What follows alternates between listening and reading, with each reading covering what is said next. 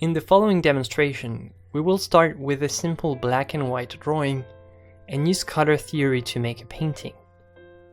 The challenge of this project will be twofold. On the one hand, we will have to imagine colors that could have been real with the help of theory, and on the other hand, we'll have to find pleasant harmonies and paint an atmosphere that feels real by creating effects of light. Here are the subjects we'll be covering in this demonstration. How to paint a subject with several light sources. How to paint lights with various colors. How to paint in warm and cool. And since this is a portrait, we'll also cover the essential elements of human colors. How to paint flesh tones, how to paint hair and eyes. This project will start with a drawing made with charcoal and white chalk on tone paper. I will have to imagine all the colors and harmonize them. It will not be easy, but it will be very rewarding because I will paint exactly the colors that I want. I won't have to worry about copying the colors from the model, and I'll be able to let my imagination run free. Of course, this is a rather unusual way of working, and the best option is still to have a color model to work with. However, the tradition of using a simple drawing as a model for a painting in color dates back to the Renaissance, and it's a very instructive approach. I'm completely free to choose the colors that I want, whether it's the background or the model, and I'll try to explain all the decisions that I'll make to bring this drawing to life through colors. The setup is quite simple. I just place my drawing next to a panel on which I'll copy the portrait identically, but this time using oil paint.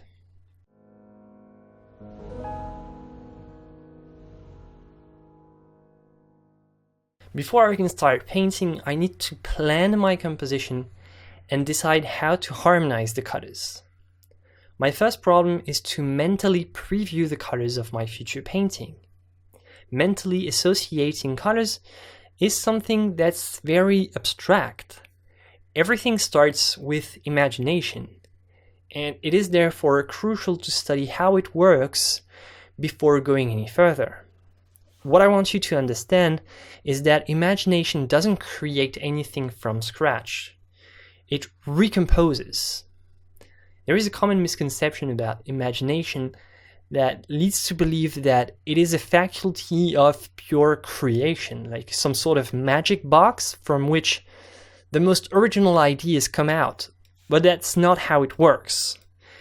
Imagination doesn't create out of nothing. We can say that what it does is more like a montage. It cuts pieces here and there, it associates images and colors stored in the visual memory, and then assemble everything and create something unique. And imagination does it so naturally that we think that it all just came just like that, and we call that inspiration. And the reality is that inspiration doesn't come from nothing. You first have to fill your visual memory with shapes and colors if you want your imagination to work its magic. Thus, the key to imagination is visual memory. If you're anything like me, when you are facing a blank canvas, you see nothing. The trigger comes only if you find something in your brain, like in your visual memory, something you've seen, like a striking landscape that you've seen once, a great painting, beautiful plants, animals. This is this trigger that sets the imagination in motion, not to copy, but to capture various elements from various sources, associate them, and recompose everything to create a truly unique image. And for this project, I have in my memory, I don't know why, but I have it in my memory, a watercolor by Dürer that has always impressed me. It's a wing of a European blue roller. I have always loved the colors of this wonderful bird, and I have always admired Dürer's sense of detail. Here, of course, it's not a question of copying the subject or copying the colors. Simply, this painting is the triggers that I was talking about, the trigger that allows me to preview the colors for my future painting. To better preview this color association, I quickly mix a few colors on my palette, just to have an idea. This will allow me to have the colors in front of my eyes and confirm or modify my initial intuition. So I quickly mix the following pigments: yellow ochre, transparent iron oxide, burnt umber, cobalt turquoise blue, cobalt teal blue, French ultramarine blue, and I even think about adding a touch of red magenta with quinacridone rose. I don't know. I think that it could make this harmony complete. I don't know. I'll decide later. So when I see these colors now, when they are in front of me, my imagination is activated and allows me to preview what my drawing could look like with this blue, cyan, black, orange, red, with all these shades. Durer's painting is not like a reference for me. It just helps me to find my way with the infinite number of possibilities that I have. Why blue rather than red or green? Why one blue rather than this other one? Nothing is mandatory. Nothing is forced. I have total freedom to choose the colors that I want. It's both very exciting but also overwhelming because the number of possibilities is infinite. So now that my initial intuition is confirmed, now that I can preview my colors approximately, I'll have to think about a way to arrange them in the portrait, and this is where the color study begins.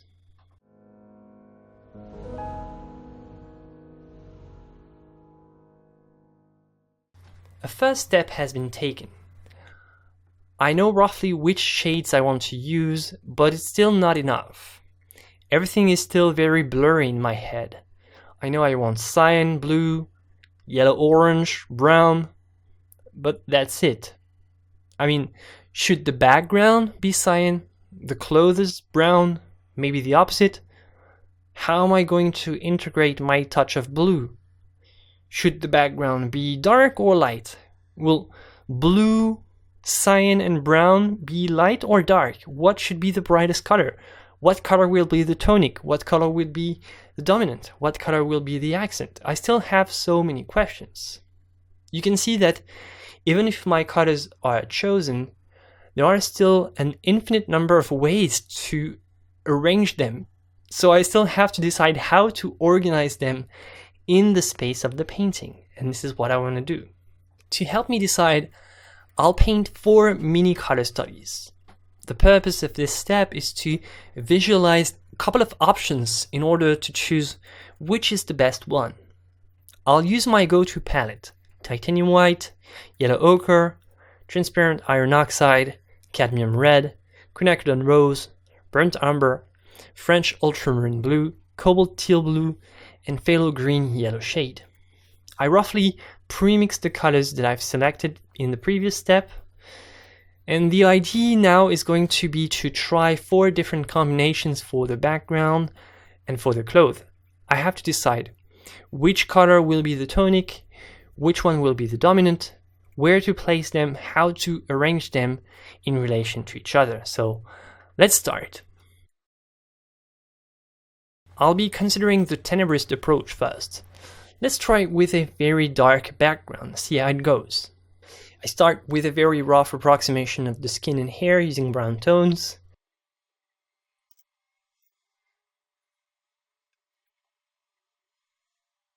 Then I paint the background with very dark blue-black. Cyan is in the dress, and I'll try some light red accents to complete the composition. And it's just a miniature, but I'm still not really convinced, so let's see other options. I now move on to the clear manner. Contrary to the first miniature, I'm going to make a light background this time. I start with a warm gray.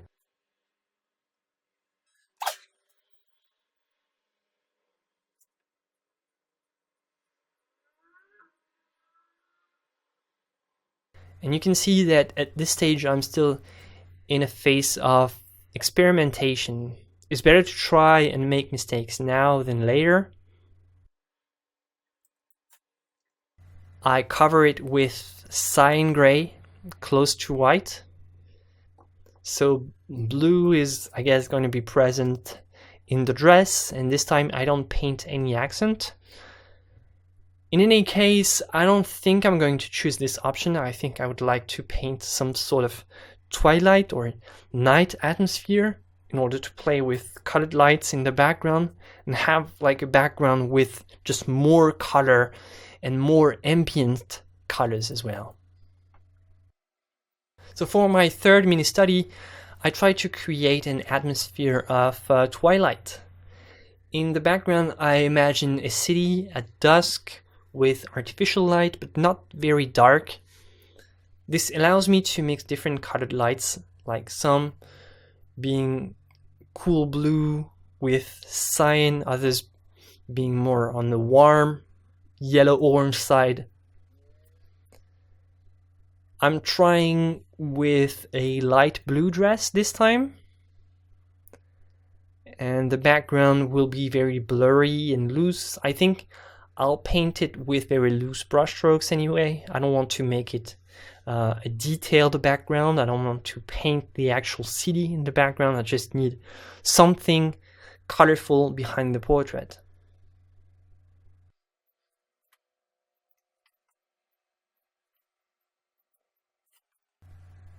And the fourth and last mini study has a night background. At this point, I had the idea of taking advantage of urban lighting to integrate multiple colored light sources in my composition. I want to alternate between warm and cool, and I would like to have yellow-orange on one side and blue cyan on the other. And the main light will be the warm light, whereas the cool blue cyan light could form some sort of halo around the subject. And for the accent, I plan to use some fairly deep magenta red, representing maybe something like traffic lights in the background.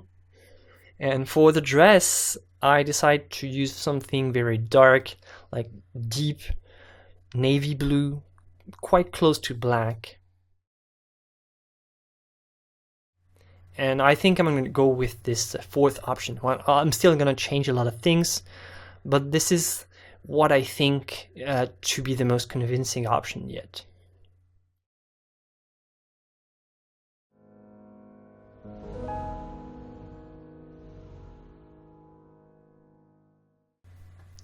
For this next step, I want to make a color map to memorize the role of each color in the composition. This step is optional, but it helps because it clarifies my idea for this project. As I decided in the previous step, yellow-brown will be the dominant and cyan will be the tonic. I want a warm light coming from the right, and in the background, a very bright blue cyan coming from the left. So on a small piece of paper, I make 3 small frames with masking tape. In the big rectangle, I place the different shades that will make the dominant color from dark brown to yellow-orange. And I think I'll be using these colors to paint the yellow lights of the city and the skin, the hair, all the organic colors of the model. In the central square, I place the colors that compose the tonic. These shades will be used to paint the cool lights in the background as well as the reflected lights. And finally, the small stripe is for the accent that I mix with cadmium red, burnt umber, and quinacridone rose to get a rather dull magenta red. I'm thinking about using maybe something a little bit more red. I don't know. Maybe if I go with the idea of traffic light, it will have to be a little bit more red. We'll see. It's just an accent, so I can always change it.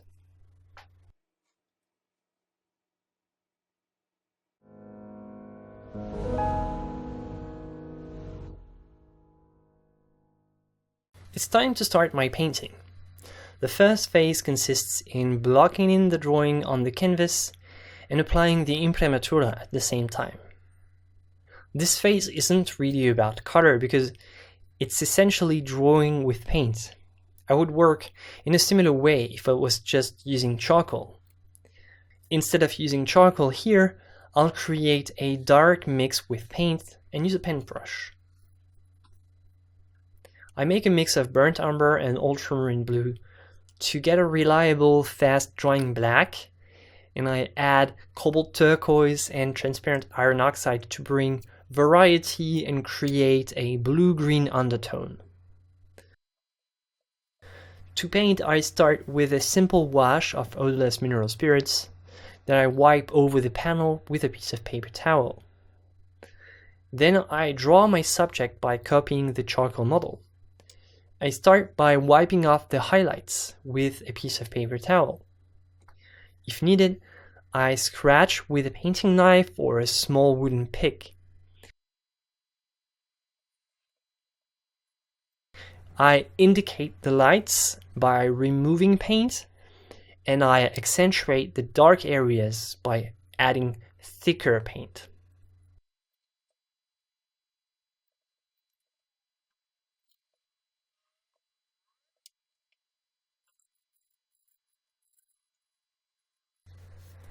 With a finer brush, I start sketching the contours as I would do with a charcoal stick. I first focus on the shapes in a very geometric way, and I refine as I progress.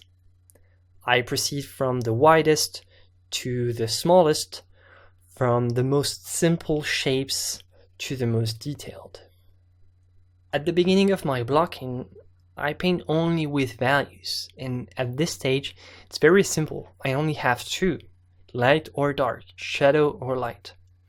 And by trying to carefully reproduce the shapes of the light and shadow areas, I'm gradually getting closer to my goal.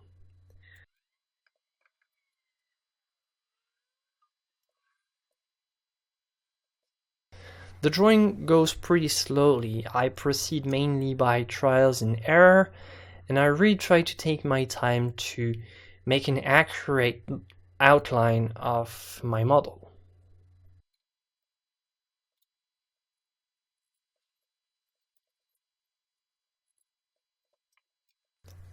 Little by little, I refine the blocking and try to be more descriptive in the smaller shapes. Like a sculptor who would start with big blocks and just little by little carve the smaller parts.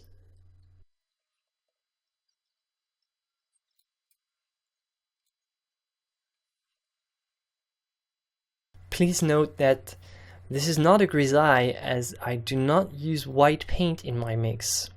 The reason is more practical than technical. Titanium white in oil paint dries slowly.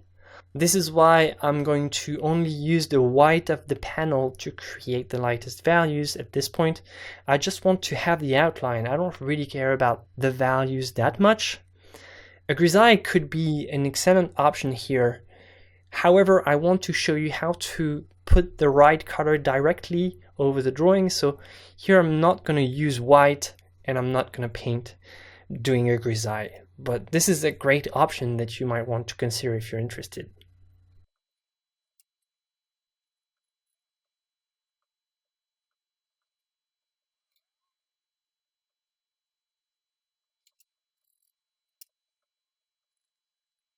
Regarding the color of this underpainting, there are two options. You can choose a hue that matches the tone of the portrait, for example, a natural umber, sienna, or some type of ochre. In this case, the imprimatura will reinforce the tones of the portrait, and it will be possible to leave areas of the underpainting visible and play with that. The other option is to choose shades that denote with the tones of the portraits, such as blue-green, like the one that I'm using here.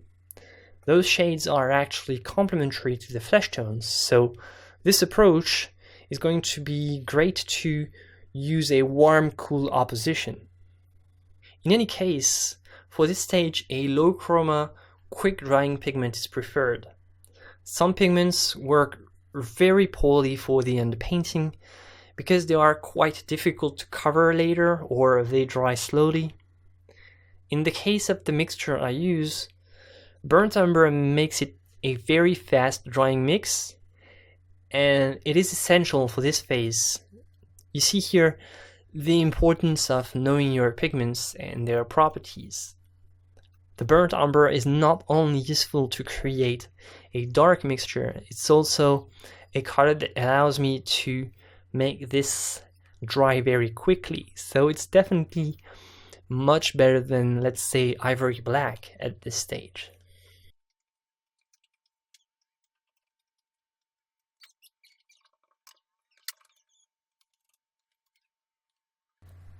As I reach the end of the outline drawing, I don't necessarily go too much into details because it's not necessary, as everything is going to be covered later.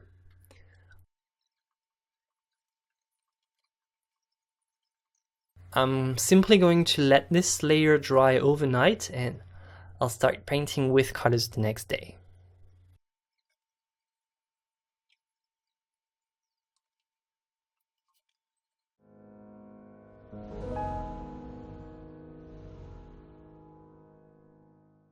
It's time to start the actual painting.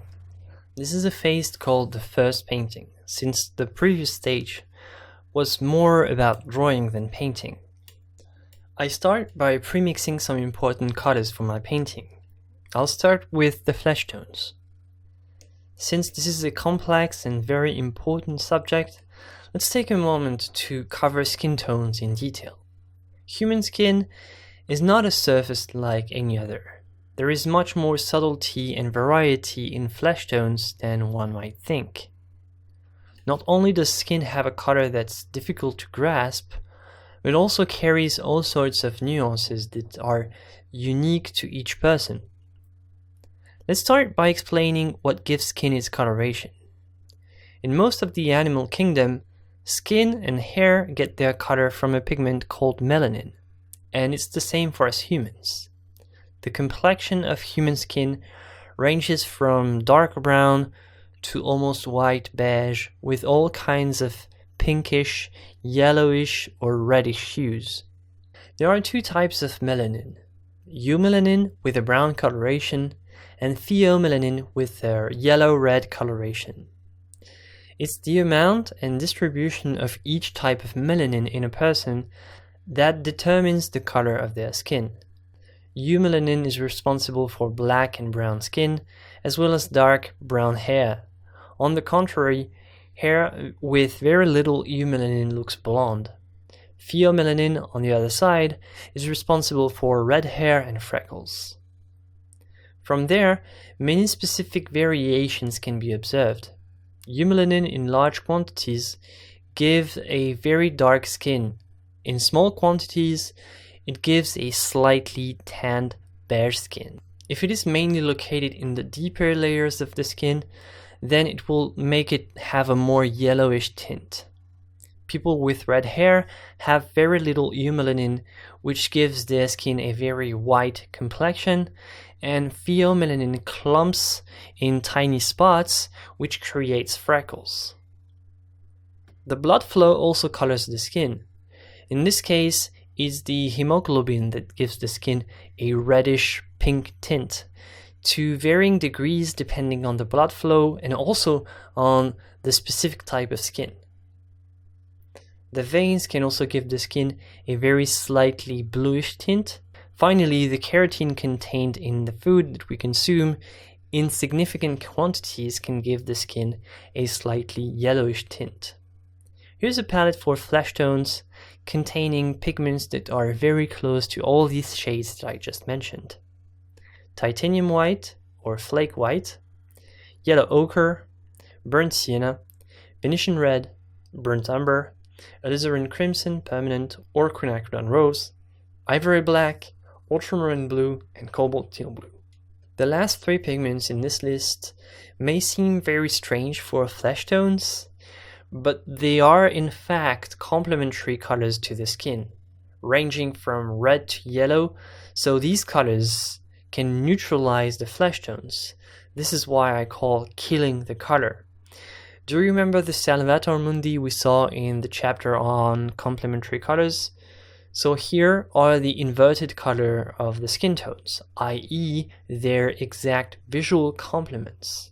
You can see that for red skin, like the one you can see on the face, the complementary color is a sign given by this light turquoise blue, PG50. When the skin is more yellow-orange, as in this portrait by Andrea del Sarto, the complementary is a blue closer to blue-violet, like ultramarine blue for instance. These negative colors reveal the complementary that makes the complexions less chromatic. So ultramarine blue and cobalt turquoise can be used in very small quantities. A few strokes are generally enough to bring a wide variety of shades. Now let's mix different types of skin tones with this palette.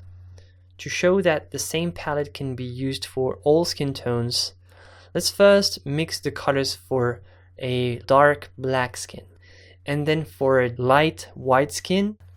The difference between black and white come mostly from the distribution of values and especially from the relative lightness of the local color.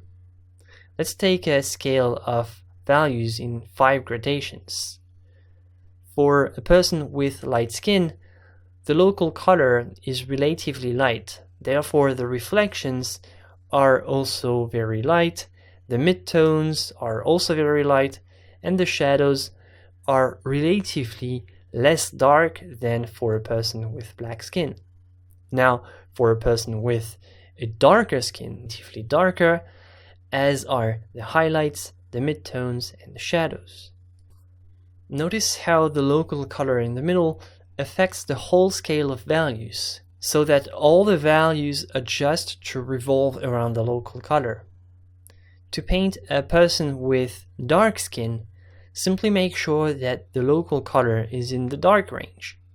Now it's important to say that this local color can vary greatly, even on a single person, depending on which part of the body you're looking at, the amount of blood under the surface, the temperature of the room, or even the type of light in the scene. So always treat the local color as an approximation and be prepared to modify it with any relevant pigment to make it either pinker, bluer, yellower, etc., depending on the situation. Highlights can also vary considerably, but this is not entirely related to the color of the person itself. In theory, a black person should have darker highlights than a white person, but in reality, this is not always the case. Highlights are above all a reflection of the light source, so if the skin is glossy, the highlights will be much more visible. Matte, dry skin has very little reflection, or rather creates less difference between highlights and local color, as we've already seen.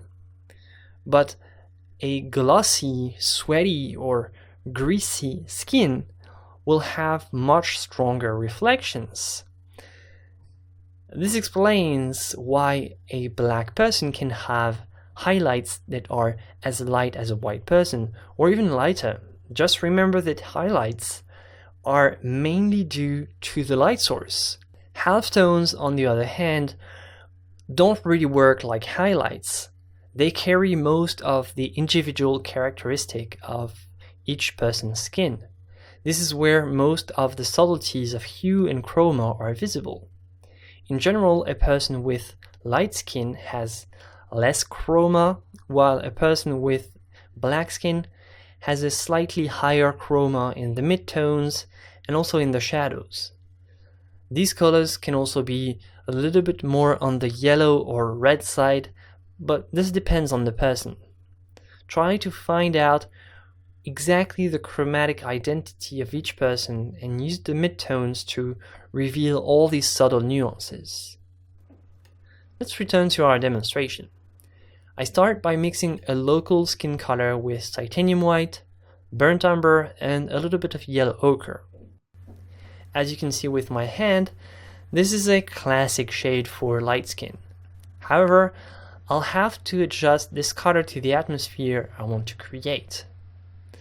It's not so much the skin of the model that I want to represent, but the light and the ambience of the scene. Let's see an example so that you can understand what I'm talking about. If I change the light to a very warm light around 3000 K, the colors takes on a pronounced yellow-orange hue. With a cool light around 7000 K, the color pulls more on the blue cyan range. Thus, the color of the skin depends both on the person and on the ambient light. I want to create a rather warm ambient light, so I add a generous amount of yellow ochre, red, and transparent iron oxide. For the cool hues of the other side of the painting, I'll use pigments that can neutralize these flesh tones, such as white, cobalt turquoise, and ultramarine blue. I adjust as needed with a little iron oxide or quinacridone rose if the effect is too pronounced.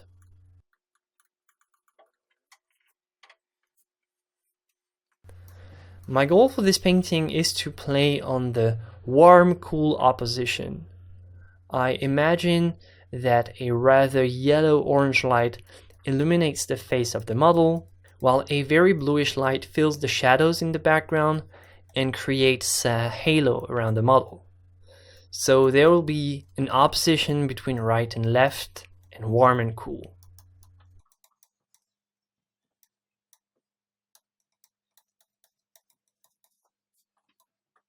My strategy is to make a premix flesh tone scale with the help of my color diagrams. A color diagram can be a great help if you have no reference, but you need to create the color out of your imagination. I quickly make a value scale with 6 shades. Number doesn't really matter here. If you want to follow a color diagram and make 10 shades, you can, but there is no need to use it mechanically. Always prioritize spontaneity and let your intuition do the job. The diagram helps, but it's mostly a tool to get started. I mix the skin tones with various proportions of titanium white, yellow ochre, transparent red oxide, and burnt umber. I make sure that my mixtures are relatively more on the yellowish side. I try to create a nice even scale from the lightest to the darkest, so I adjust here and there to have a better balance.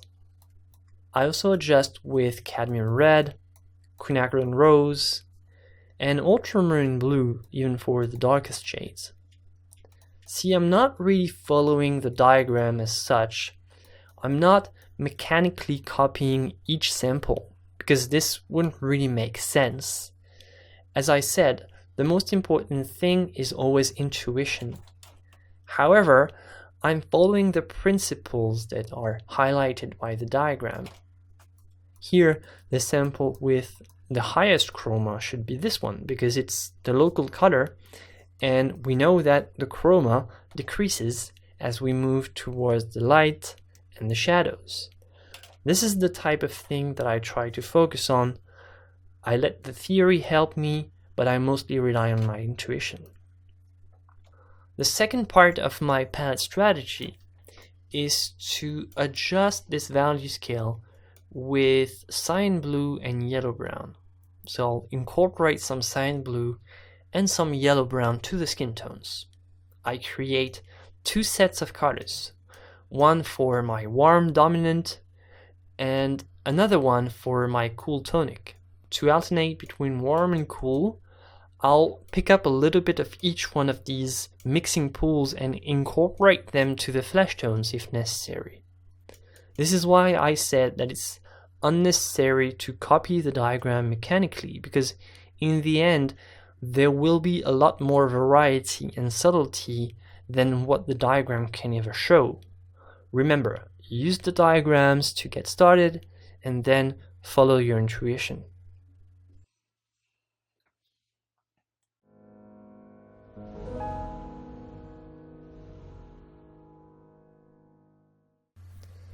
I start by painting the background.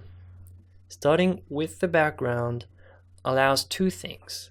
On the one hand, it allows to key the values because the background contains the darkest black of my composition. If you remember the chapter in part 3 where this topic was discussed, keying means starting with the darkest value to compare and adjust for all the remaining colors.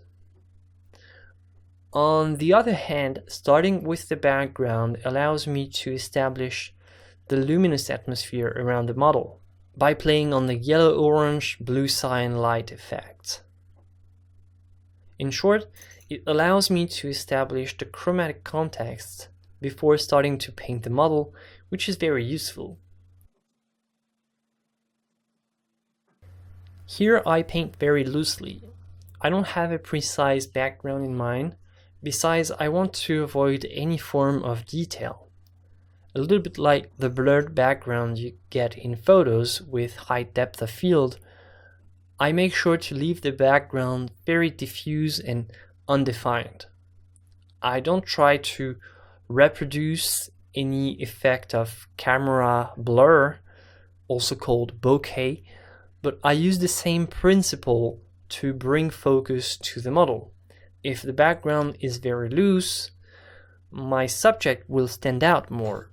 Painting the details on the background with very tight brushstrokes would be like diverting the attention from the central model. So I used wide brushes with a very fluid touch for transitions and thick impastos for the highlights.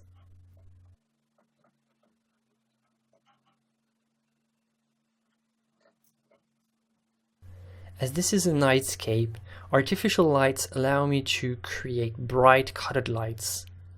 Modern nights are a source of inspiration with multiple colors. Cities are frequently lit with sodium lamps which have a very pronounced yellow-orange hue. Any subject lit by such a lamp can be painted with a significant proportion of yellow ochre and orange-red like burnt sienna. With a sodium lamp, all the colors are shifted towards yellow-orange, and the blues almost appear black. In most cities, though, sodium lamps are gradually replaced by white lamps. These lamps produce a cool white light whose hue is between cyan and blue. A turquoise pigment like PG50, a blue pigment like ultramarine PB29, and titanium white can make a great mixture to reproduce these kinds of hues.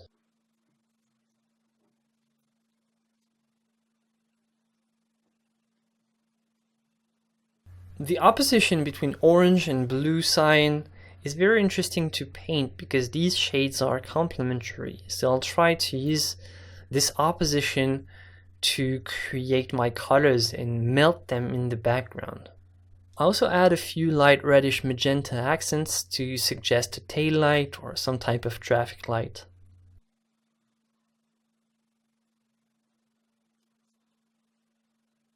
Cities still have many more colored lights, traffic lights, store signs, car headlights, so many sources of color to exploit and create all kinds of accents. To paint all these shades, my complementary mixing pools are just the right combination. All I have to do is let the yellow-orange and the blue cyans mix with the black of the night.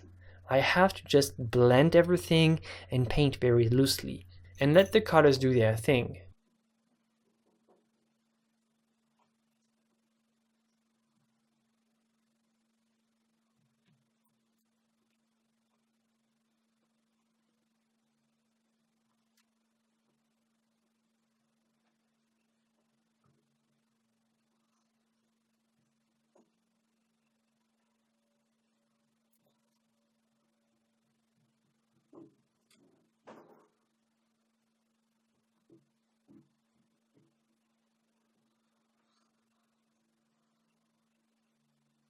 The success of this type of subject depends on the context. If I paint a blue lamp in the background, it's important that my subject receives some of this blue light later. So a lamp illuminates, so it's important to have this on your subject as well. One of the basic rules of painting, I don't know if you remember, is to avoid using pure white. But we can make an exception here. In the case of, the center of the light source, almost pure white can be used to give the impression of a very strong light. Similarly, you can see it at the heart of a flame, the flame of a candle, for instance. The center, where it's very, very hot, appears white. When painting a light source like this, the hue can be seen mostly in the halo surrounding the center, because the center is too bright. This is where we can see the red of a red lamp. This is where we can see the yellow of a yellow lamp, or the yellow-orange of a flame. The size of this halo depends mostly on the amount of particles in the air. It can be revealed by humidity or smoke.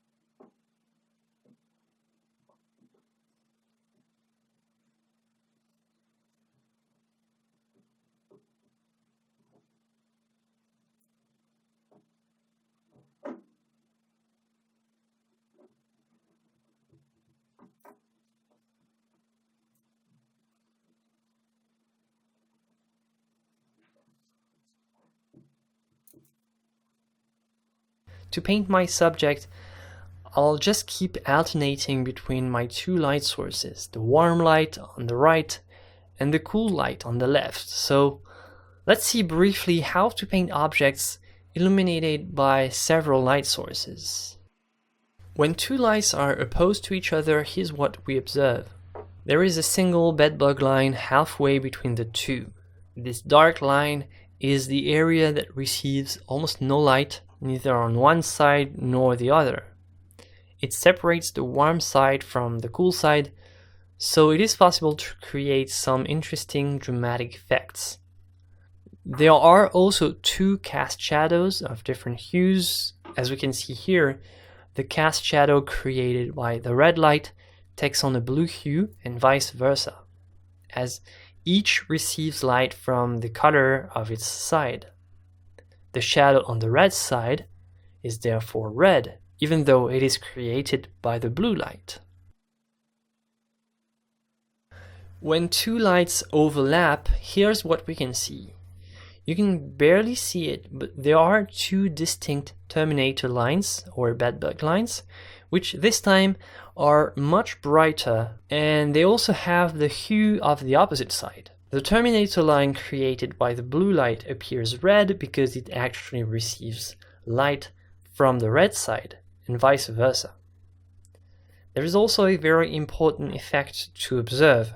Where the two colored lights overlap, the mix is additive. Here, the red and the blue lights overlap to give magenta.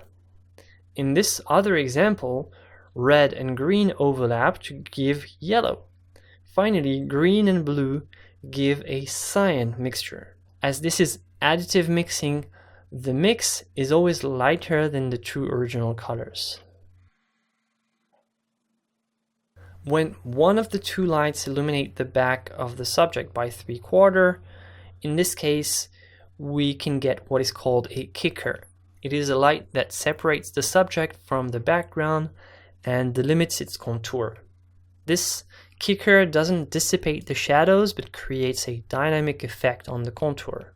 For a portrait, interesting effects can be created with this type of light, as it creates some sort of halo around the face and going through the hair. You can also have three sources of light, and in this case the shadows are greatly reduced because they are filled from all sides. In photography, each of the three lights plays a specific role. The key light illuminates the subject and defines the exposure. The fill light is used to soften the shadows, and the backlight is used to detach the subject from the background.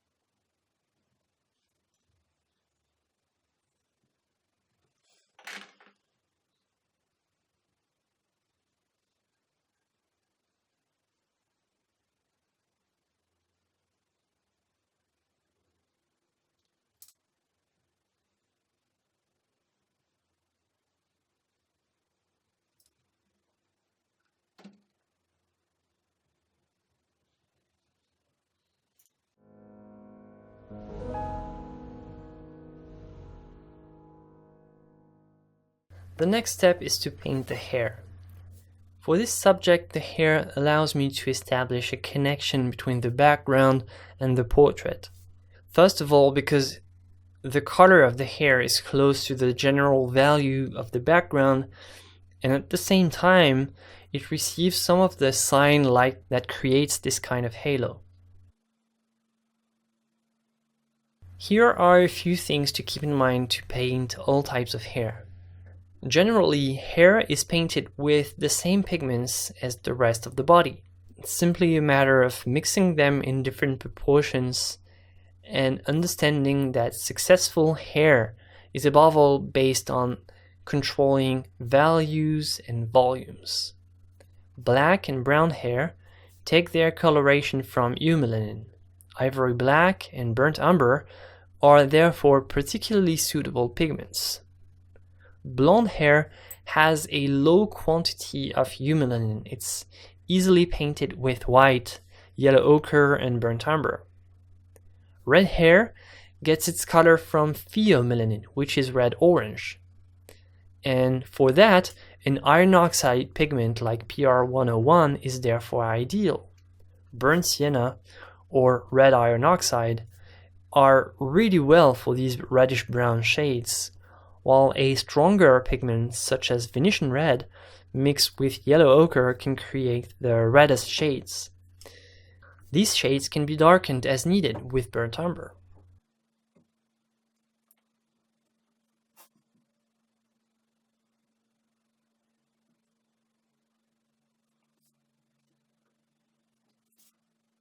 Contrary to what one might think, the hue is not the most important thing to paint the hair.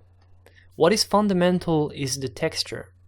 The variety is so great that it would be impossible to list all the possibilities here. So here are just some basic principles for painting hair. The transition between the skull and the hairline should be smooth, not creating a sharp demarcation between the hair and the forehead. Otherwise, the hair just looks like a helmet. The shadows created by the hair on the skin of the skull generally take on a hue that's close to the hue of the hair, because the hair allows some of the light to pass through. Hair can be more or less shiny depending on each person. Hair shine can be distinguished on two levels, strand by strand and over the entire volume of the skull. Light reflections must therefore be represented with highlights and over the entire hair, revealing the volume of the head and the orientation of the source. The reflections and luminous highlights are not distributed along the length following the line of the hair, but they are distributed across following the volume of the head. So it's very important to visualize the head as a sphere and locate the light source to create realistic effects.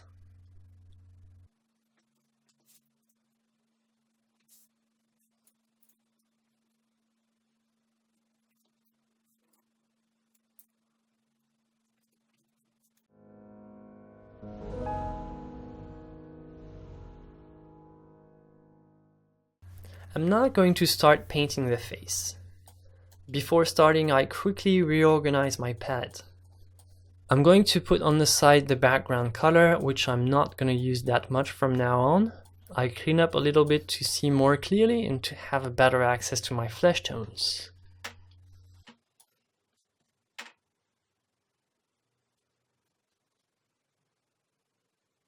To paint the face, I start by observing where the darkest areas are. I choose an area that touches the darkest black of the composition to begin with. I start with the temple, ideally located between the eyebrows and the base of the hair, which is painted with the darkest black. I continue with the forehead, the eyebrow, and the cheeks. I invite you to watch the chapter on keying again if you forgot what this technique is all about. I work with successive comparison from one area to another, starting with the darkest area. What I measure each time is the difference between two neighboring colors, and I continue with the forehead, the eyebrow, and the cheeks.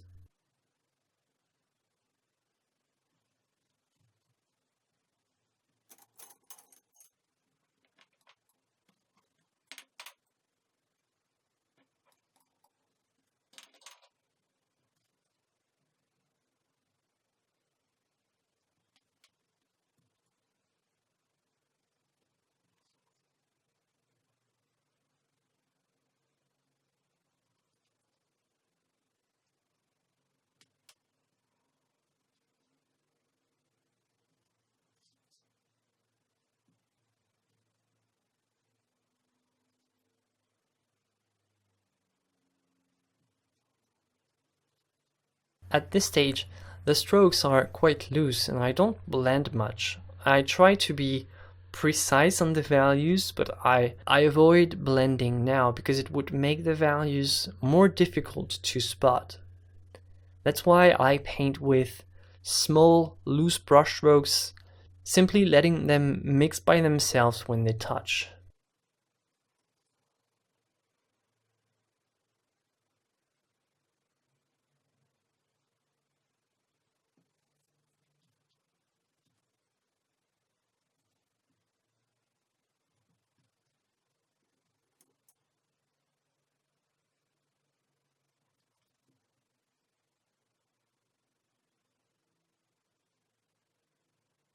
For the moment, I mostly establish the values by trial and error. I put a small stroke, then I observe the result and correct if necessary. I try to follow my outline and refer to the values of my charcoal drawing, and I use this small sample strategy. I try with a small sample. If it works, I keep it, and if it doesn't work, I just change it and start over.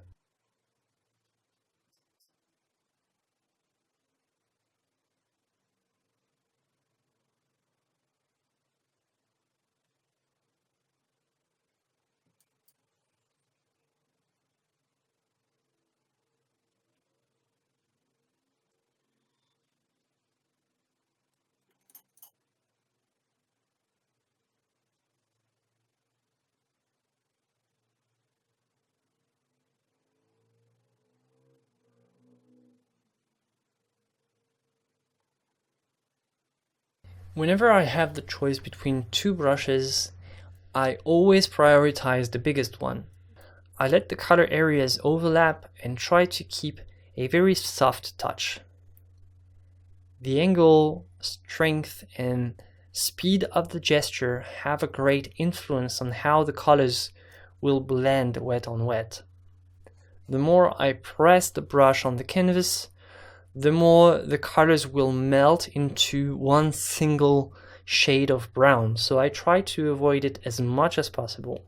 I focus on precision. I try to make every brushstroke count and avoid blending too much at the moment.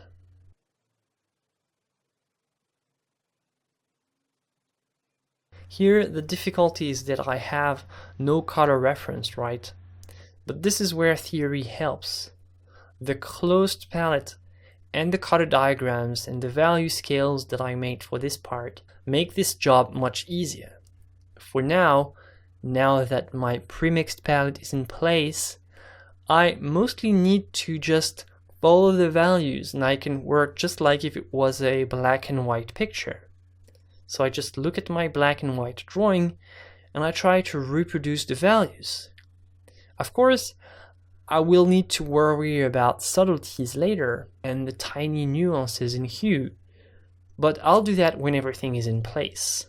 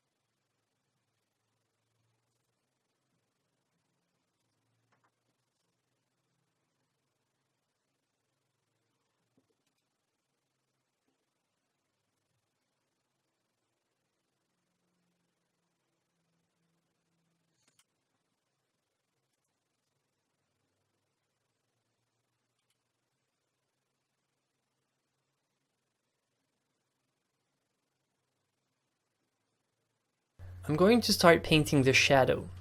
According to my initial idea, the main light which illuminates the face is relatively warm, while the background and shadows have a very cool cyan blue tone.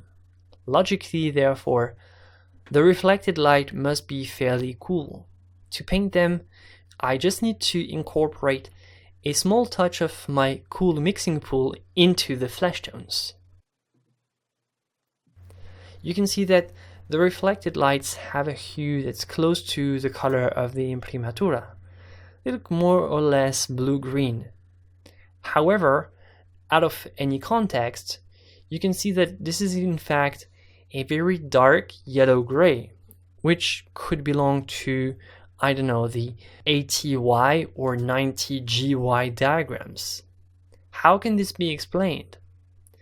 Well, if you remember what we've seen about warm and cool tones, you surely remember that we never see a color as warm or cool in itself, like in an absolute way, but always in a relative way. A color is cooler or warmer than those around it. This is why, to suggest the cool reflected light, I don't actually need a color that's as bright as the one that I used for the background. A simple touch of cyan or blue mixed with the rest of the warm tones will have an immediate effect, even in small quantities.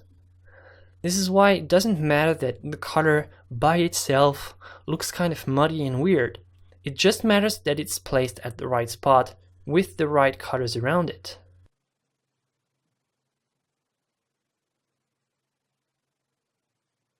In general, keep in mind that not all reflected light is cool. The color of the reflected light simply depends on the reflecting surface.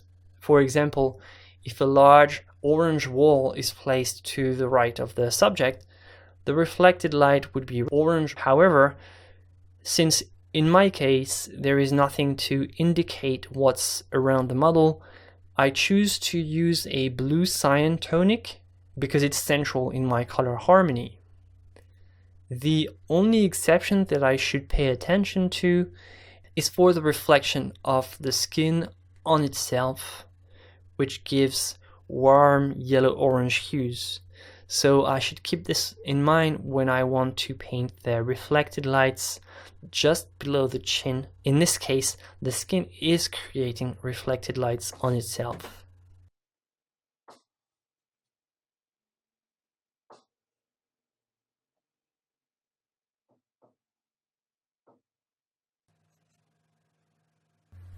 I now paint the nose, this time with a finer brush, painting the transitions more precisely.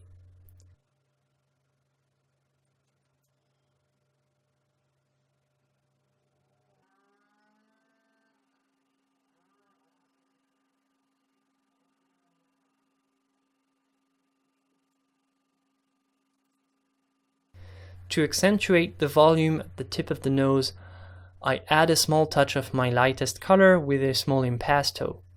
This simple trick creates an interesting impression of volume.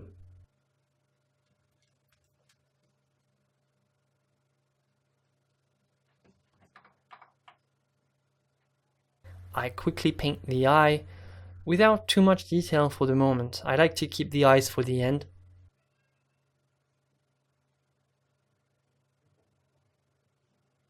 I simply use a small touch of white, a little bit of cyan, and a little bit of my black mixture made from burnt umber and ultramarine blue. It's enough to create a gray with a chroma close to 0, which I'm going to use for the eyeball. Next to the warm tones of the skin, the difference will be clearly visible, and one can clearly distinguish the white of the eye. It's a very small area, but I still make sure to follow the volume of the eyeball as well as the shadow of the eyelash, which darkens the entire upper part of the eye.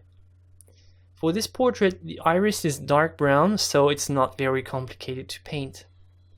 Generally speaking, the eyes can have colors ranging from black to blue, dark brown, light brown. You also have almost yellow and green.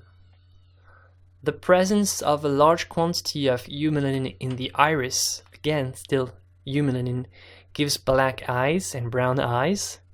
In the absence of eumelanin, the eyes are blue because they reveal the background of the iris, which is naturally blue-gray. The green color of the eyes is a mixture between a small amount of light brown eumelanin and the blue of the iris's background. The color of the iris is generally more discreet than what we perceive. We are naturally attracted by the color of the eye, but unless we are really close, the color is not very visible actually. Indeed, the iris is often hidden by the shadows of the eye, covered by reflections, as the eye is a wet organ, so it reflects the light. Paradoxically, we are very attracted by a color that's barely visible. Very little paint is therefore sufficient to paint the iris. It's a mistake to give the eye a super high chroma because it doesn't look natural. For brown and black eyes, the usual pigments can be used. Ivory black, burnt umber, blue and blue-gray eyes can simply be suggested with a few touches of ultramarine blue and gray. Green eyes, which are actually not that green, can simply be suggested with a mixture of ivory black and yellow ochre. If necessary, you can add a touch of blue or cyan. Always be subtle. Always give priority to the design of the eye rather than just the color. Having the right color will be useless if the eye is misplaced or if it doesn't have the right reflections or the right shadows.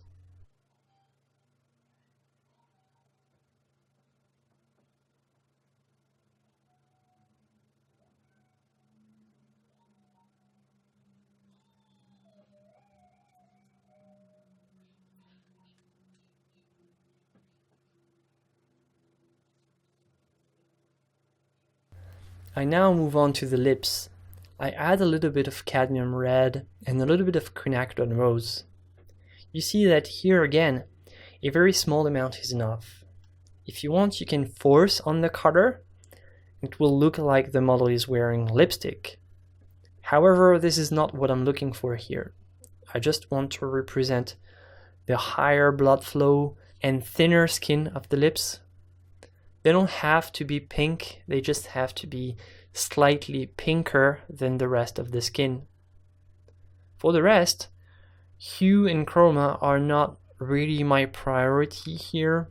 I could always retouch those details later. The most important thing is to make sure that the shape is well represented to suggest the volume of the lip and how the lips relate to the rest of the face. So I give priority to the values. The part just above the lip is lighter because it faces more light. I make the upper lip darker because it is curved inward and hides from the light. The lower lip, on the contrary, has a curved shape that reflects the light and creates a reflection. The brighter this reflection is, the more it creates the impression that the lips are wet and glossy. Finally, I don't forget the shadow under the lower lip, which also helps to suggest the volume and fleshy aspect of the mouth.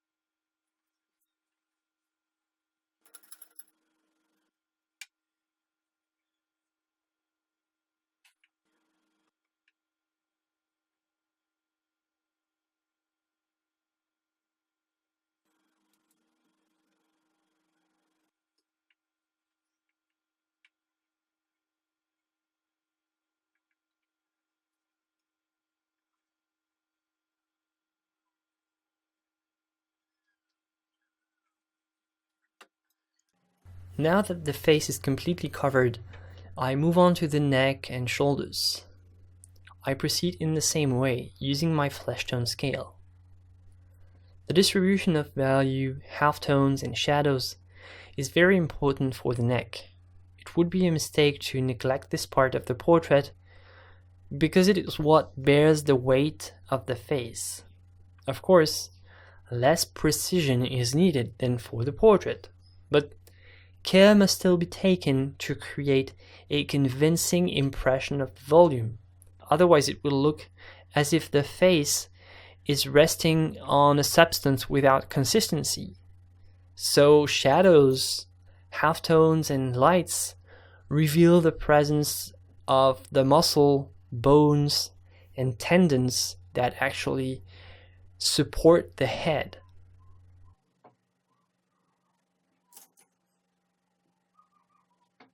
My technique is similar to the technique I used for the face. However, I can use wider brushes and create slightly thicker impastos here, because this part requires a little bit less precision. I still follow the same warm-cool opposition. The left side in the shadow is dominated by blue cyan shades, so I apply the blue cyan directly in the brown, creating a slightly lighter, bluer area among the shadows. With this cutter, I try to reveal the prominent muscles of the neck, as well as the tendons that connect them to the collarbone.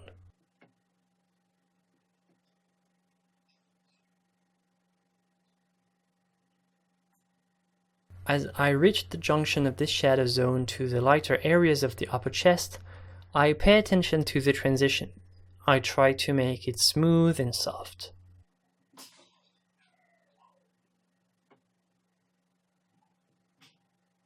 I then paint the arms very quickly, and I add a small strip of black shadow between the dress and the shoulders. This emphasizes the volume of the dress over the skin and makes it look like it's a different layer.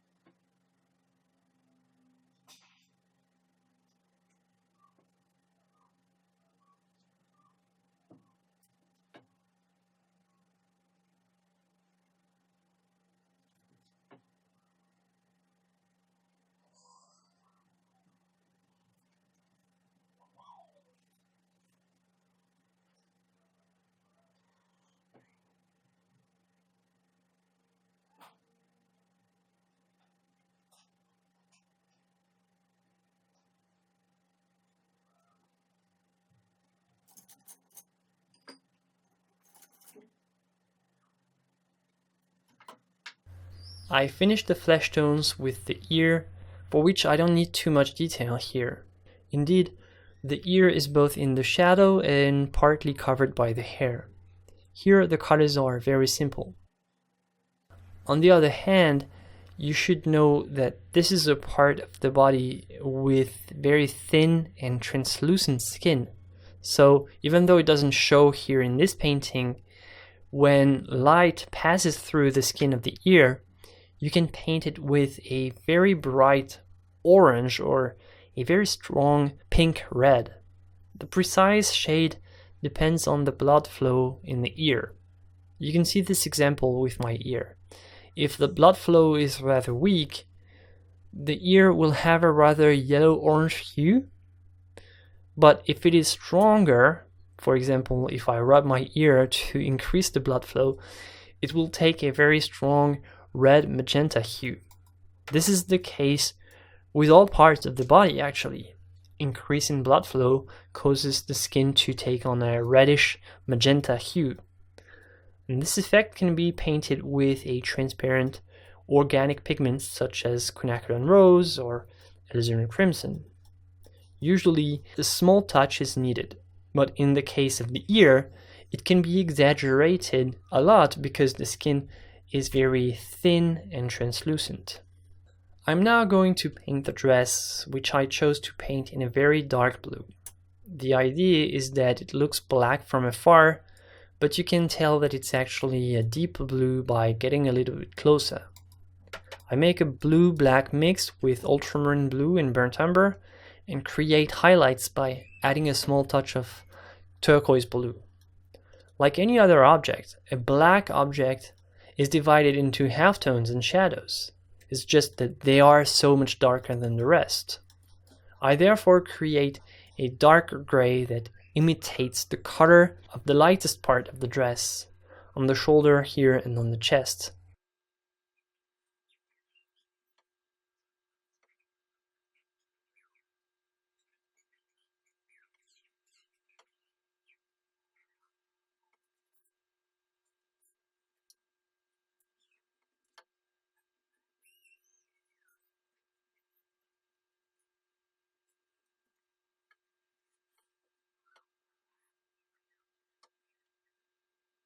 To keep the coherence of the luminous atmosphere, the right shoulder has a warmer highlight made with a small touch of yellow ochre and transparent red oxide, while the left shoulder is exclusively illuminated by this light turquoise. So here the shades are very subtle and everything remains very dark.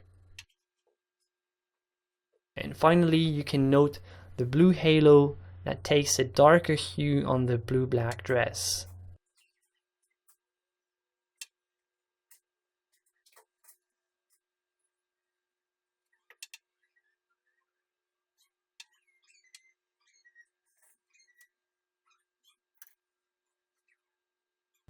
A few more brush strokes and I'll be done for this session. The goal for this session was to cover the entire surface of the painting by approaching the colors I have in mind for my composition as much as possible. So I'm pretty much done with this for today, and the rest will have to wait for the next session.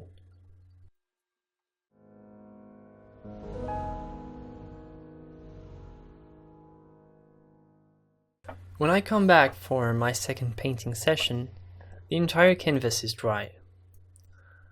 I'll work on the colors in a completely different way this time, wet on dry. This method is very effective for correcting errors and retouching colors. It works really well for the skin, which is a complex surface with multiple layers on top of each other. It's also during this session that I'll start making glazes and semi-transparent velaturas. For this, you can see that I have added a pigment to my palette. Next to the opaque yellow ochre, I've added transparent yellow ochre. It's the same PY42 pigment, but with a very different look.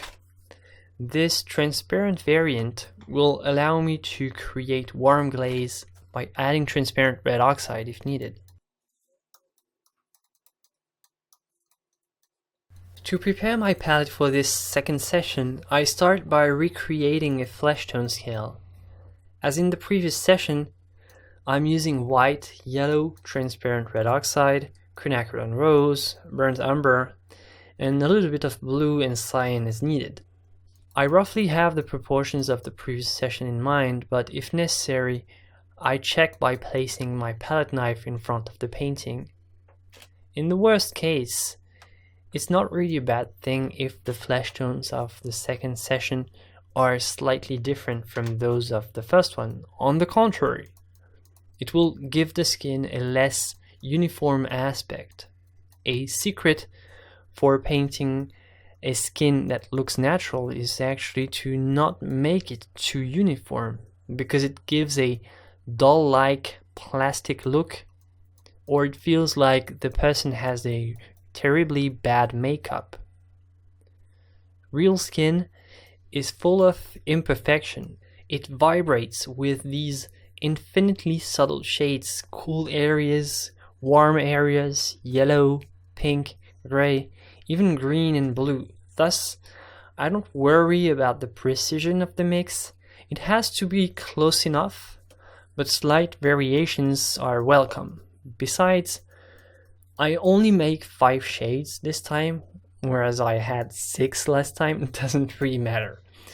What will matter the most for this session is precisely all the variations that I will make using pigments like quinacridone rose or cyan. I'm also doing 2 mixing pools on the side, just like last time, cool and warm, with the difference that for this session, my warm tones are transparent or semi-transparent thanks to the addition of transparent yellow ochre. As for the cool tones, the light part is always very opaque because it has a lot of cobalt teal blue in it and it's very opaque, but the dark part is transparent or semi-transparent, which will eventually allow me to put blue glazes among the shadows if I want.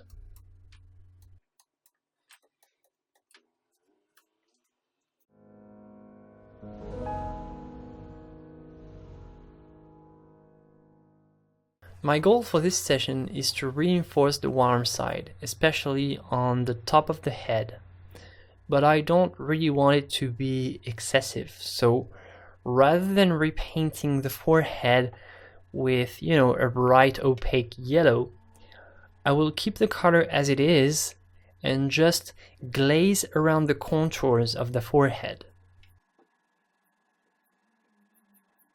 So I start by applying a light yellow-orange glaze around the hairline between the forehead and the hair.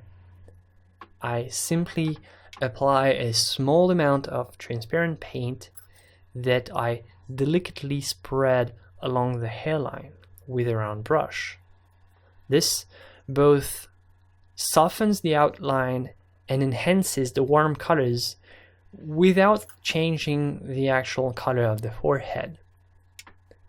The glaze works by transparency on a dry layer, so I don't risk destroying what I did in the last session. Worst case scenario, if it doesn't work, I'll just wipe it off, and if necessary, I'll just retouch with opaque colors and correct the mistakes. You have to understand that here I don't use a glaze to change the colors entirely, but rather to soften the edges. I always alternate between glaze and opaque color. A little glaze first, then if the effect is too strong, a little bit more opaque paint to balance it. That's how I glaze for transitions like this. Glaze first, then opaque color to neutralize if it's too strong, until I reach the softness that I want.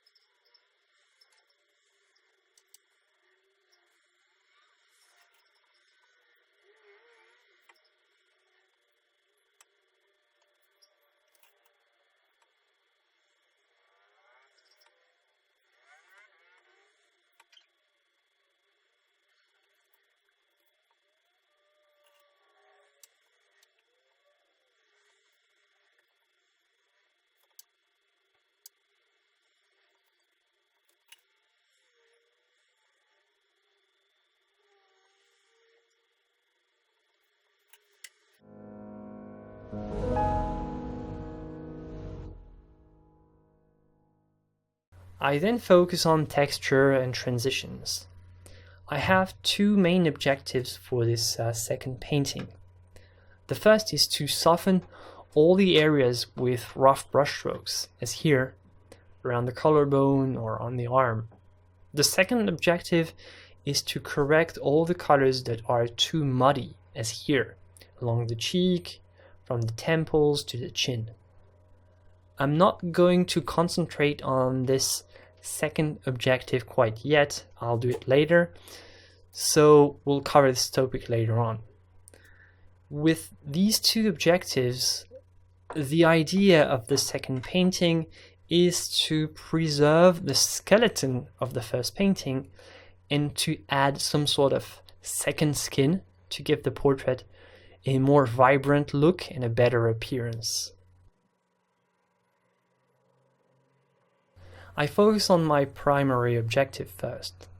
Eliminate the rough brush marks and soften the transitions.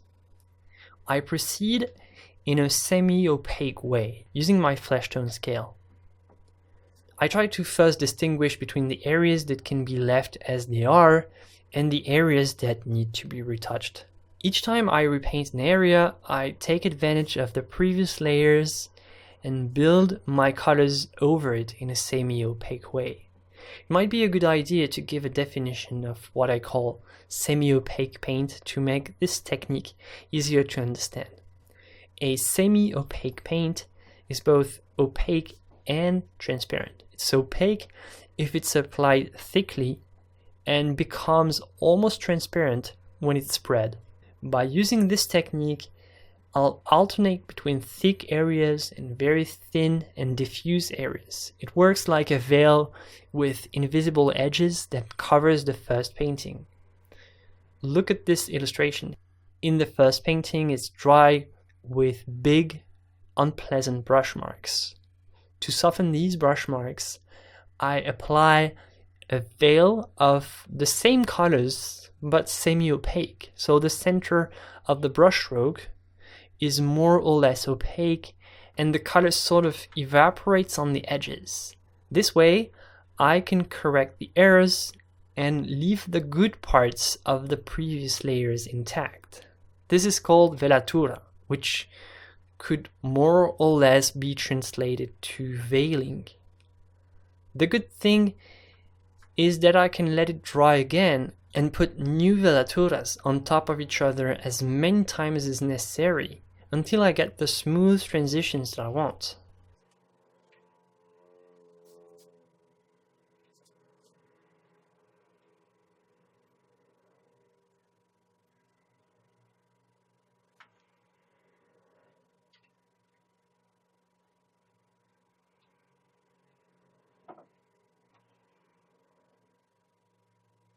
I then retouch the reflection in the hair, creating more strands while trying to emphasize the general volume of the head.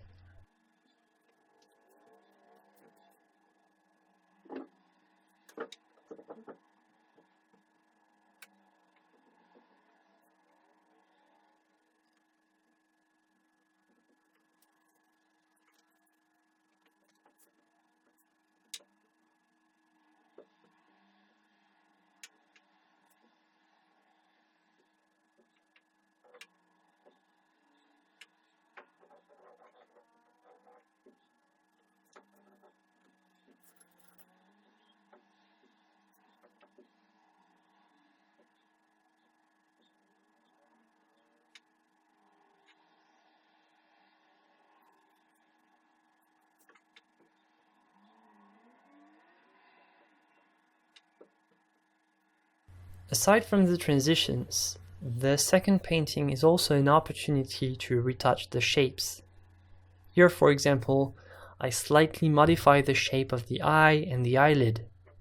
This kind of small, very precise modification is easier to do when working wet on dry. Indeed, when working wet on wet, all the brush strokes tend to blend into each other, which can have certain advantages, but limits the precision of the lines. To make really clean retouching, It may therefore be desirable to wait for the first coat to dry.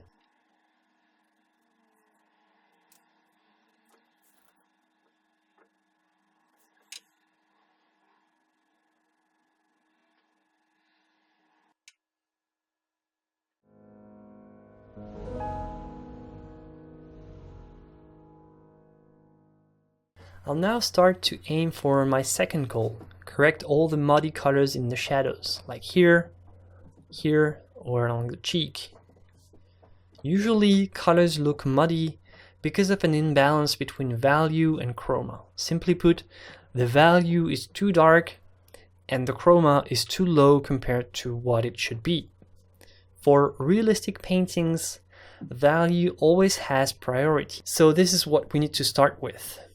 Looking at the distribution of values around the terminator lines, I noticed that the edges are too hard along this line and that more roundness is needed between the light halftones of the cheek and the shadow line.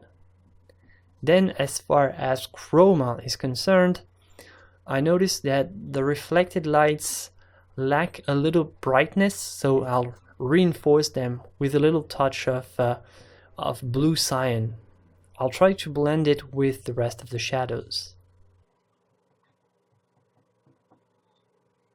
I still have some parts to correct all over the face, especially around the chin, but I'll take care of that later.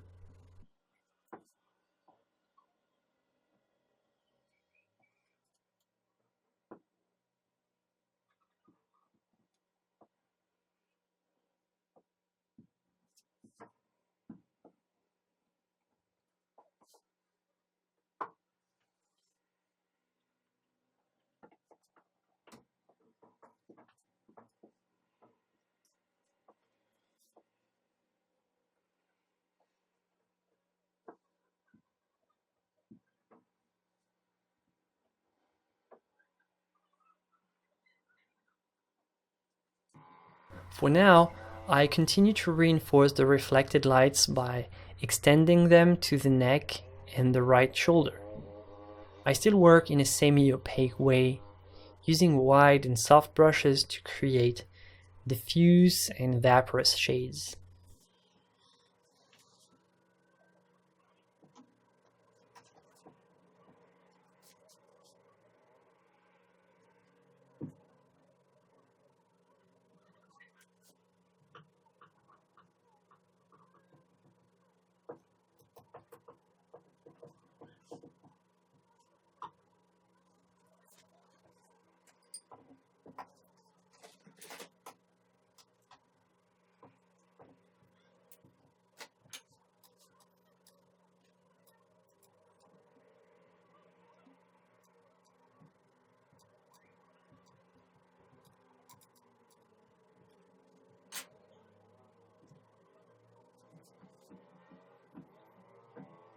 I quickly changed the volume of the left shoulder, trying to play on warmer tones using transparent iron oxide.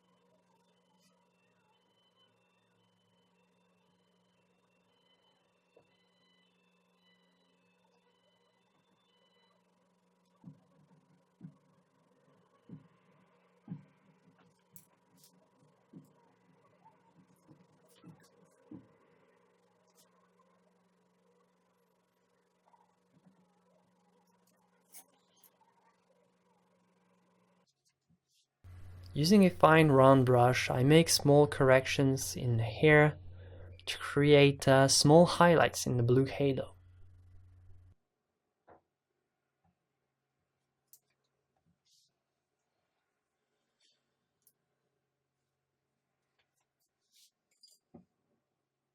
I don't really have an order, I just observe the evolution of my portrait and make my corrections as I go. My eyes kind of circle around and I paint what seems to be the most important, trying to follow my intuition.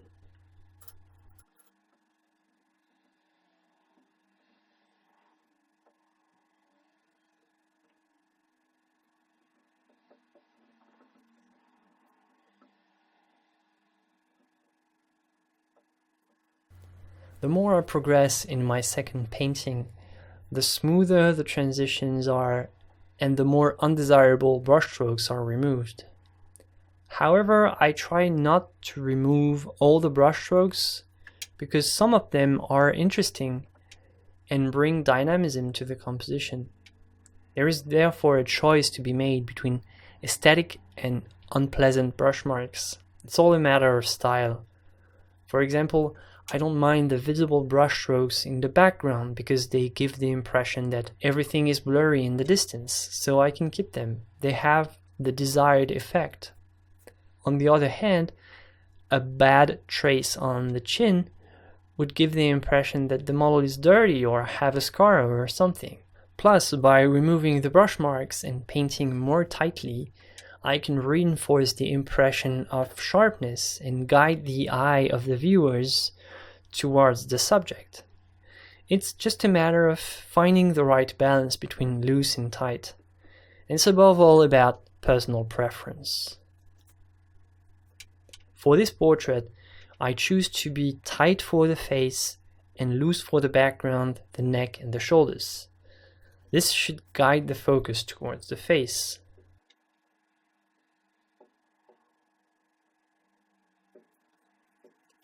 I blend the shadow of the cheek again by reinforcing the chroma with a touch of quinacridone rose. I can't just put the pure quinacridone rose directly on the cheek as it would be much too strong, so I add it to my flesh tones and I repaint the gradation from light to shadow. Here I use a small, round, very soft brush to try to remove all unpleasant brush marks.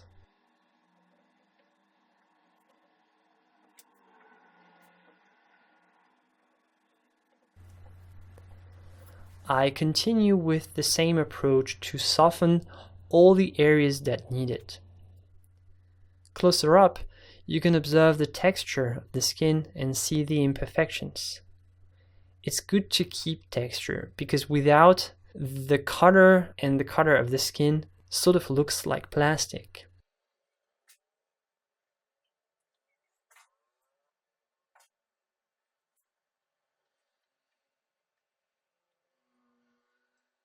I am now going to stop for this session due to lack of time. There's not much left to do to finish this painting, but it's a good thing to have an extra day or two to make the colors as beautiful as possible.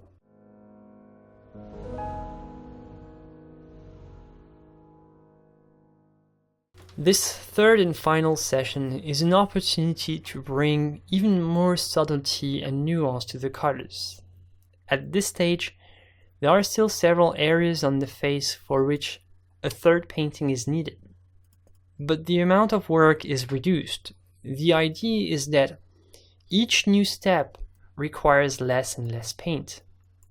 During this session, I will now apply colors in very, very small strokes and in very, very small quantities. Nevertheless, I still prepare a scales of my flesh tones to facilitate this retouching job. My pigments are the same as last time, and as we have already explained, in order to mix the colors precisely, I proceed in order, hue, value, and chroma, and I generally try to use the following mnemonic: Hey voluptuous color, hue, value, and chroma. First the hue, then the value, and lastly the chroma. It's not much, but I don't know, maybe it can help memorize the right order. The goal of this last session is to get more subtle and realistic colors. For this, as in the previous session, I will use the previous layers to my advantage and work wet on dry. Since the amount of paint is reduced again, this third painting will be even thinner than last time, with a lot of semi-transparent paint. For shadows and transition, I will spread the paint even more, using less pigment, which will give a final layer that's more transparent than the previous ones. On the other hand, for the highlights, I'll keep using opaque colors and impastos. As a reminder, dark colors gain from being transparent, and light colors gain from being opaque.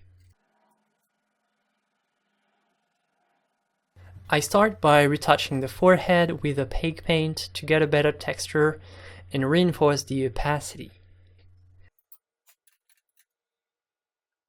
Then I modify the nose, especially the bridge of the nose and the halftones going towards the shadows.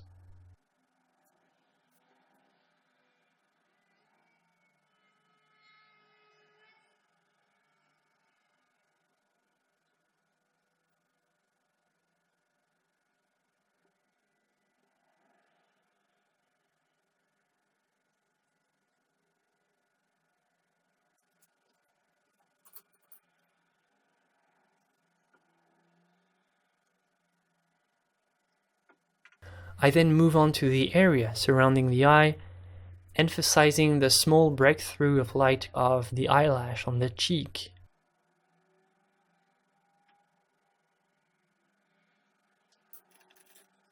I take this opportunity to refine the gradation between the cheek and the shadows again.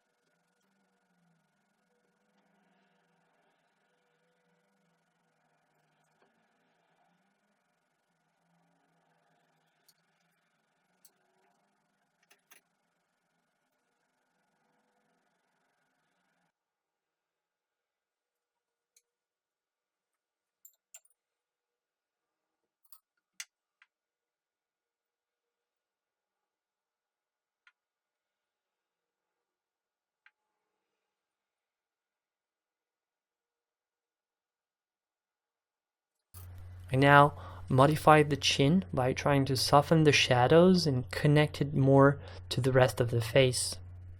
Everything at this point is done in small, subtle touches.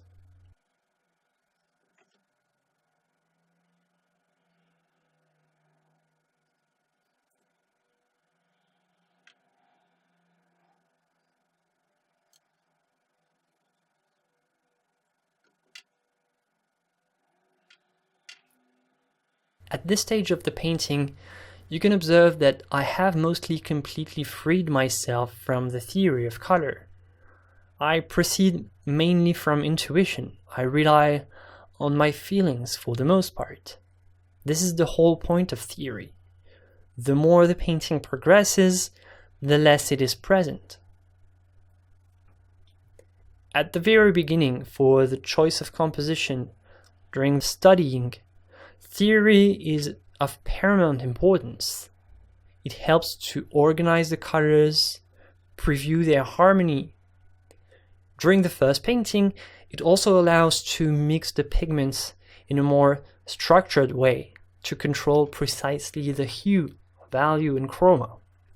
However, once the colors are all placed on the canvas, theory gradually gives way to intuition.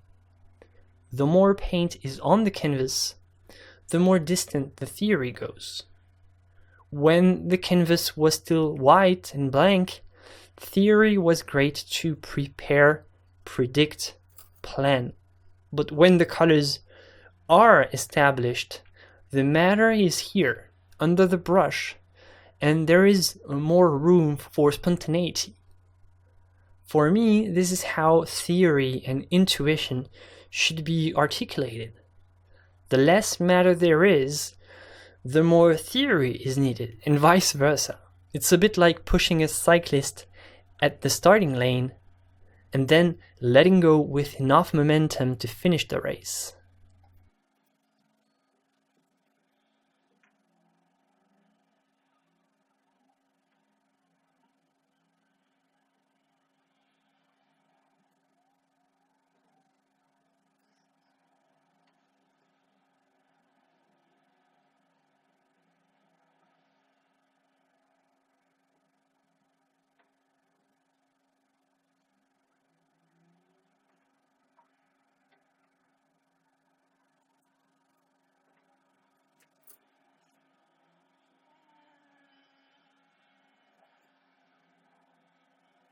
It's all about following your intuition, and for this painting, I thought I was going to leave it like this, so I let it dry overnight, but the next morning when I woke up, I realized that I wanted more color, more light, more brushstrokes, and somehow less shadows.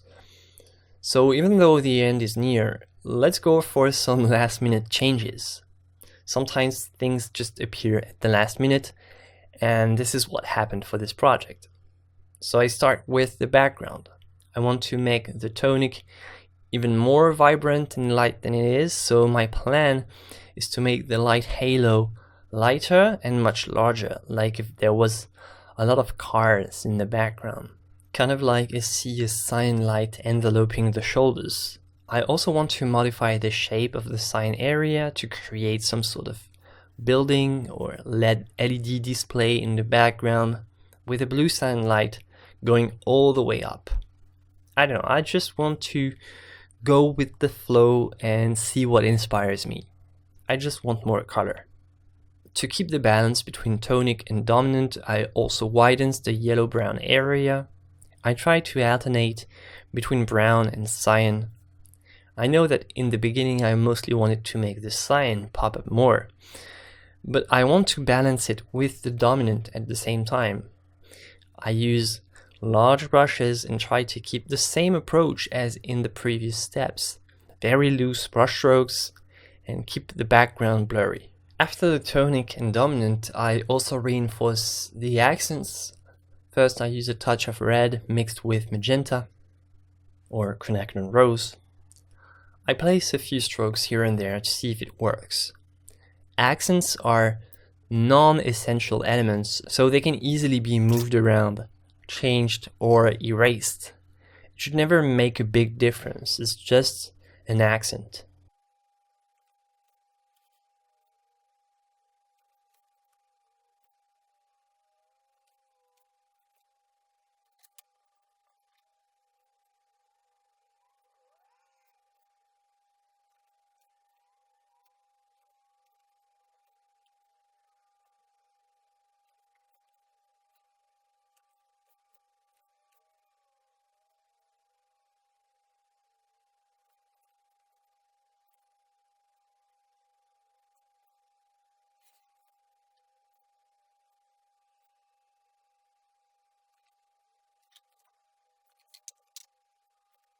To complement this red accent, I also have the idea to incorporate a couple of green accents as well. Just like the red strokes are supposed to represent tail light or traffic light, the green light could fit very logically in this composition. Plus, they would complement the cyan tonic really well. I like the cyan tonic, but it's somehow too uniform, so I add a touch of phthalo green and try to blend it with some cyan to create a very subtle accent. I move on with the background, trying to animate the city behind the subject. I squint my eyes a lot and try to make the colors as vibrant and blurry as possible.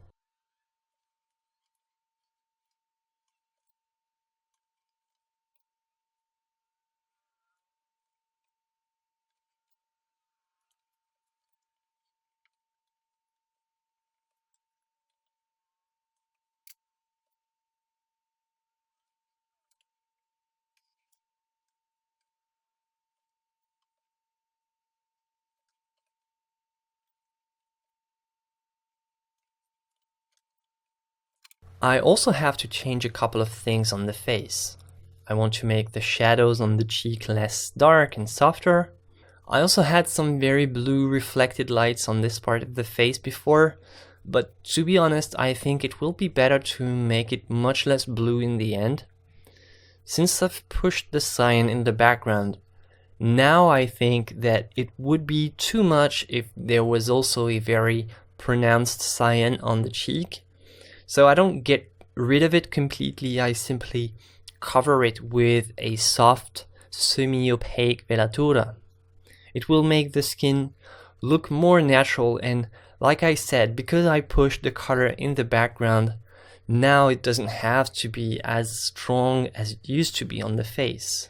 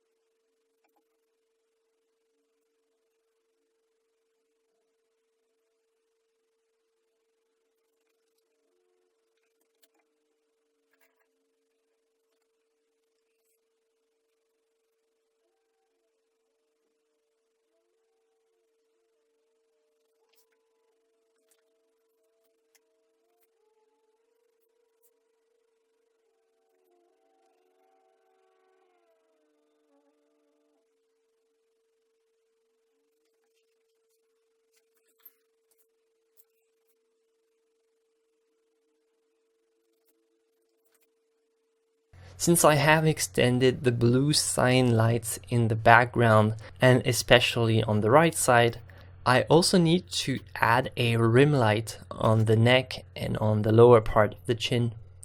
This kicker is a simple thin line that evaporates as it moves away from the light source.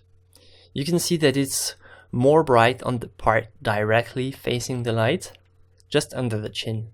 I also suggest some light hitting the lower part of the hair on the right side.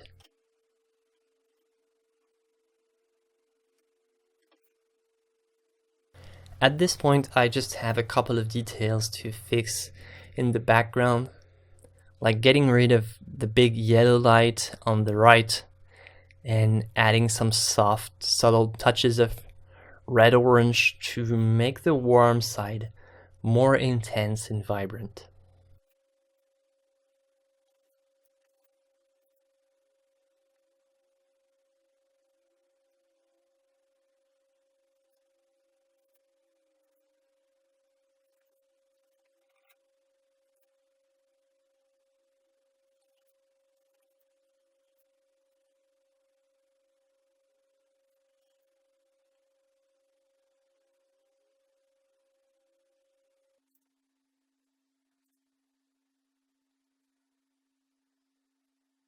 This project was very special since we started with a very simple black and white drawing and we had to imagine the colors, which is not something very common.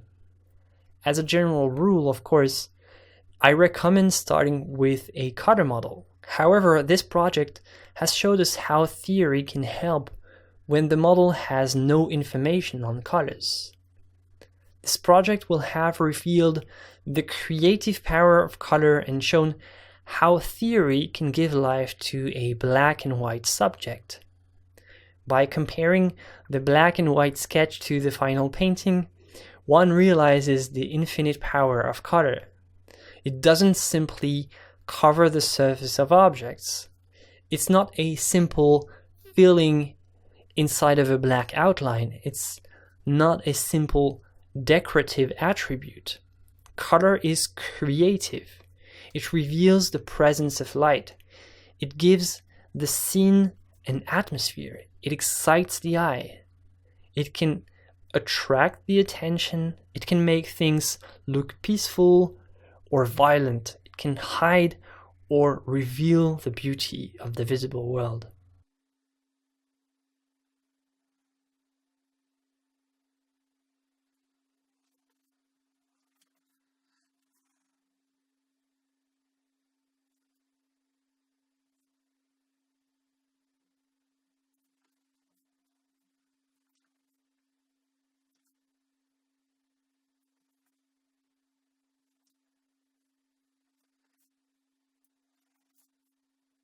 We are slowly reaching the end of this study. Only a few minor details to fix and it will be the end. We're also coming to the end of this course on color and painting. Will it have exhausted the subject? Of course not. Color is a subject of infinite exploration. The more we try to explore it, the more new unexplored territories we discover.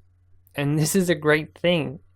This endless unexplored territory is actually the artist's territory. What is color? How to find the right color? Which colors should go together? All these questions. Each artist tries to answer them without words. Each artist, in their art, tries to solve the enigma of color, and with each new attempt, the mystery is reinforced. Color is an infinitely complex universe. All the knowledge of the world would not be sufficient to include everything there is to say. Besides, it was not the idea of this course, far from it. The mystery of color is the most beautiful thing that has ever been given to humanity. Knowledge of theory can't solve this mystery. What counts for you as an artist is that this knowledge is useful to you and helps you express the colors of your own mystery, the colors of your own universe. Thank you very much for watching this course, and I wish you the best for your painting journey.